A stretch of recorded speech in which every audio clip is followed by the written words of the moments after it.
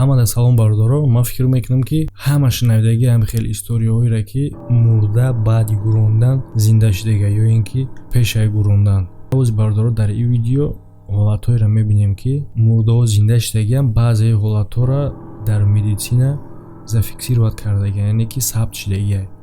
Баъзеё хела солҳои пеш шудагиам дар китоб нависондагиам ин историёҳо. Касоне ки бовар надоранд дар хеле кор, вода интересна нестай. Касоне ки метарсанд, кӯдако, одамое ки ҳам хеле ҳолат метарсанд, бародаро хубтараш тамошо накунен ва одамое ки бовар намекунанд комментариям ҷазир накунед. Обосрался. Что сделали? Обосрался. Боз так видеоро бикшен бубуред.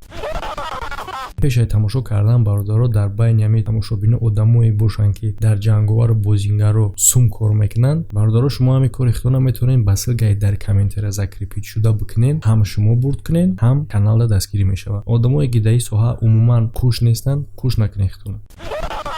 Студия мебел ин канале аст бародаро ки шумо дар вақти тамошо кардани чунин канал ҳаматарафа ба худтон фоида мегиред. Яъне чӣ хел метавонед ки ёд бигиред ки чӣ гуна мебел сохта мешавад. Шумо метавонед тарзи кори ҳамаи одама ёд бигиред ки чӣ гуна ҳамин бизнеса создават кардагия ва дар ғарибӣ ҳамин одам корша пеш бурдаистад чӣ гуна. Ва бо одамое ки дар ин канал подписатсия мекунанд як преимуществои дига доранд ки агар ки шумо мебел хариданӣ шиден мабодо дар ҳамаи подписчикои каналш 20% скидка дорад. Будурем бародаро каналаш дастгирӣ кунед ва албатта ки айнои ма салом расонед.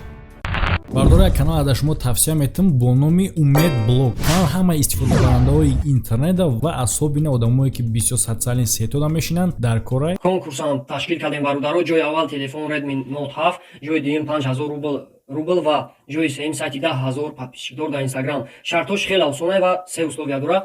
Якум условияш дар ин канал шумо метавонед тамошо кунед видео ба мисли шикастани пароли Instagram. Так подожди. Рози бародар нишон метавад ки чӣ хел сум кор мекунед аз Instagram бо охиронда шикастани Instagram. Так что майли шумо бирем подписатсия кунед ки мо озира бидурам аввал заблокировать кунам Instagram. Давай брато, ман рафтам. Як ҷавон бо номи Тони Яв аз Агая соли 2005 зинда мешавад 45 дақиқа пас баъди оне ки ӯра мурда эълон карданд. Вақти коргарои беморхона хостанд ки ба наздикони ӯ хабар битанд ай мурдани ӯ диданд ки ҳамон аппарате ки ҳаёти ӯро нигоҳ медорад дар ҳамонҷа дили ӯ ба кор медорояд. Баъди 5 рӯз ин одам погиза ба ҳушт меояд ва зинда мешавад. духтуре ки ҳамин одама леченӣ мекард, доктор Назир мегӯяд дар 25 соли кориш ягон бор ин хел ҳолата дидагӣ нест. фикри шумо бародаро дар ин бора дар комментария бинависед ва ман фикр мекунам ки ҳамаш дар дасти худо аст. Келвин Сантос ин кор соли 2012 дар сари як кӯдаки 2 сола рух додагие ки дар вақте ки ӯро мегӯронданд зинда мешавад. Вақте ки кӯдак дар гроб хоб буд, ӯро аллакай гӯронданӣ шиданд. Кӯдак зинда мешавад вақте ки чӣ хеле пешаи гӯрондан одамо наздикош кӯдака мебинанд. Кӯдак мехезад, падарша мегӯяд ки об бите ва обуш метанд. Як чанд дақиқа пас бо обратно меғалта мембарад. Падараш дарҳол ӯро ба меморхона мебарад.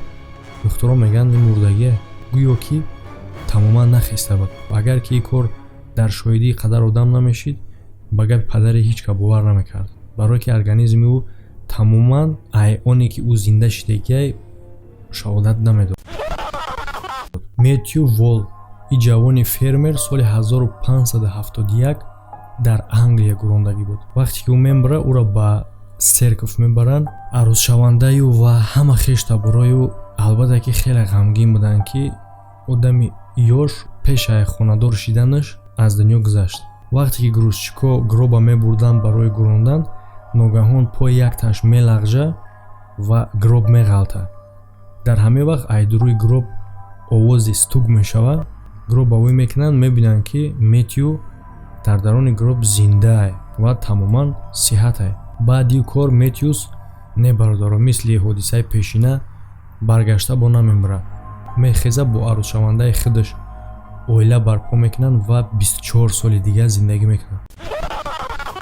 Лиу Хифер як пиразани 95 солае ки дар хонаи худаш дар ҷойгоҳи хобаш як ҳамсоя мурдаша меёвад ва хештаборош ин пиразана дар гроб мемонанд ва чӣ хеле ки дар химон ҳамин хел кор ҳастай, рӯзи дигааш одамо мегуроранд як рӯз хеш таборош меоя хайрихш мекунад. Китайсо ҳама хел расм доранд ки гроб кушода места як рӯз ва ҳама хеш таборош меоян хайрихшкунӣ. Занака мебинанд ки мурдагӣ дар гроб ховай. Рӯзи дигааш бояд ки пиразана баранд гуронданӣ. ҳамсоёш меоянд мебинанд ки гроб холиай, а пиразан боша дар кухни хӯрок тайёр кардааст. Фейгли 49сола зан дар вақте ки ӯро мегуронданд дар сари қабр зинда мешавад.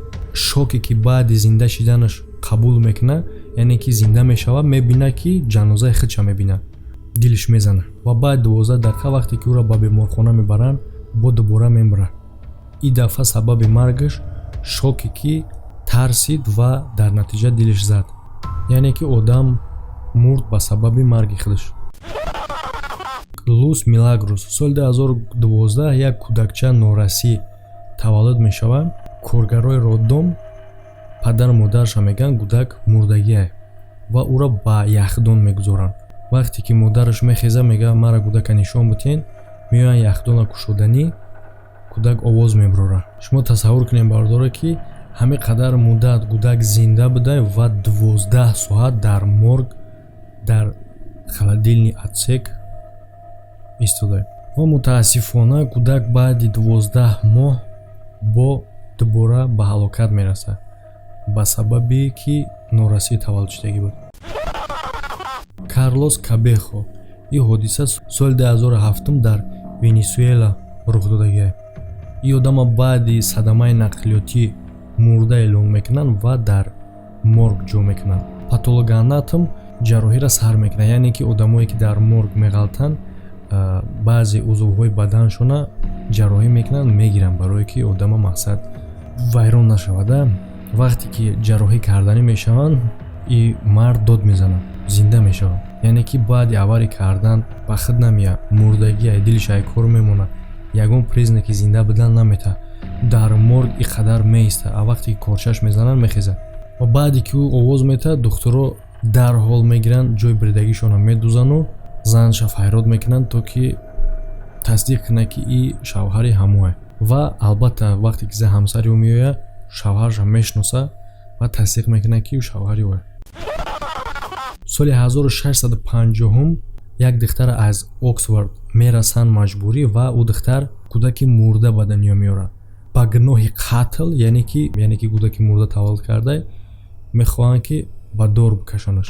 Ва ба сабабе ки духтар мехост ки тезтар бумра, маргша сахт мекунанд, ба муддати 1 соат ӯро дар дор азоб метаҳанд. Ва баъди ба дор овехтан ба махсус одамое буданд ки бояд ҳамон бадана пора мекарданд, ба ҳамон месупоранд.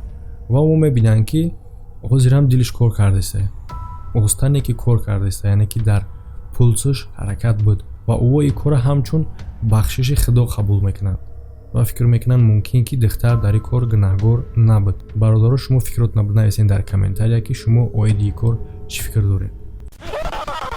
Элайна Нигрели. Ин зан ҳомиладор буд ва 2 ҳафта мондагӣ буд ба таваллуд карданша, не ки приступ сар мешава уда ва шавҳараш ба скори помощ занг мезана. Вақте ки коргарои скори помощ меоянд, дили ӯ ай кор мондагӣ буд, дилиш кор намекард ва барои оне ки ақаллан зана наҷот натонистем дода гуфта кӯдака наҷот дидем, кесареви сечени қатъӣ кӯдака гирифтанӣ мешавад, яъне ки ба воситаи ҷарроҳӣ мекунанд, кӯдака мегиранд. Падарша мегӯянд ки гарантия дода наметонем ки зан бармехезад ва 2 ҳафта дар реаниматсия меистад. Баъд 2 ҳафта зан ба худ меояд ва ҳам кӯдак ҳам занак зинда мемонад. шумо чӣ фикр дорем бародаро оиди ҳамаи корро? Ман фикр мекунам ки ҳамаш дар дасти Аллоҳ худшай. Банда гарчанде ки агар бидона илма, гарчанде агар докторои зурам бошанд, чизе ки Аллоҳ худш медонад, ӯ муаммое ки худш медонад, ҳеҷ кадо дониста наметавонад. Людмила Стиблицкая. Соли 2012 ин кор дар сари як пиразани 61 сола рух дод ки ба ҳаёт баргашт якчанд маротиба. Якум бор вақте ки ҳолати модараша бад мебинад духтар, ба скори помощ занг мезана, ӯро ба беморхона мебаранд, аёҷа хабар метаҳанд ки модараш вафот карда. Вақте ки духтараш ба гуру чӯб карданаш тайёрӣ мебинад, зангаш мезананд ки модараш зиндаай.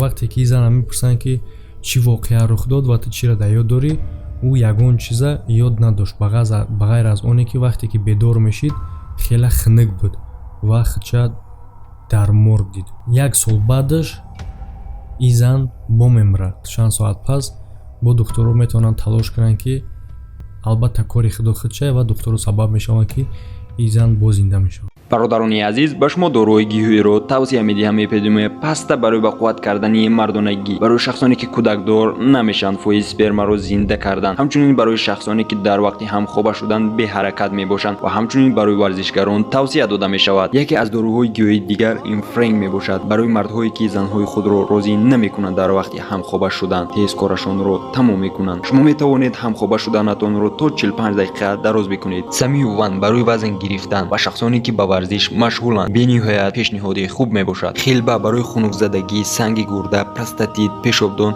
ҳамчунин ҳадиси пайғамбар аст ки ба саддар даво мебошад. бародарони азиз, агар шумо хоҳед ки аз ин доруҳои гиёҳӣ дастрас кунед, бо рақамҳое ки дар рӯи экран мебинед занг занед.